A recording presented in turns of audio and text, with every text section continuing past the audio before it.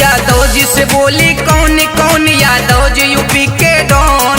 यादव जी से बोली कौन कौन यादव जी यूपी के डॉन। अरे अलग के में ले बड़े का रे बेटा यादव वरांडो। यादव जी से बोली कौन कौन यादव जी यूपी के डॉन। यादव जी से बोली कौन कौन यादव जी यूपी के डॉन। कोई जिला में पहचान बा गमछी हमर शान बा।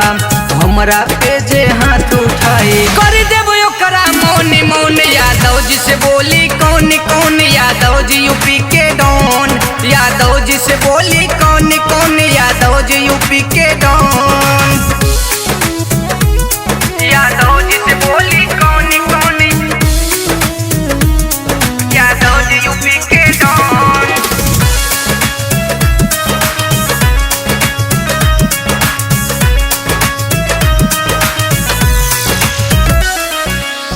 सुनते सब चुप हो जाला हमरा नाम से।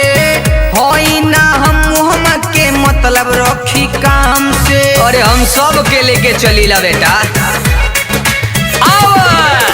सुनते सब चुप हो जाला हमरा नाम से।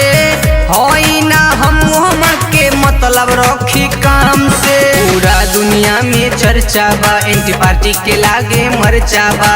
अपने के सांसद विधायक ले ले हमसे लोन लोन। यादव जी से बोली कौन कौन यादव जी यूपी के डॉन। यादव जी से बोली कौन कौन यादव जी यूपी के डॉन। यादव जी से बोली कौन कौन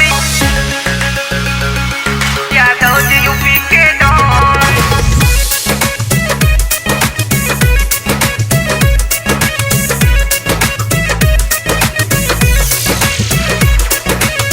गरीब के मसीहा होई करीला मदद। करी जे रंगदारी ओकर जियल को दिला हद। रंगदारी और शराफत दोनों बारे का बुझाई। गरीब के मसीहा होई करीला मदद। करी जे रंगदारी ओकर जियल को दिला हद। सब मुखिया माथा टेके दूर बड़ी बड़ी भले फेंके।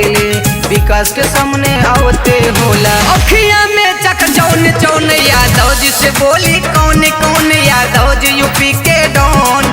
यादव जी से बोली कौन कौन यादव जी यूपी के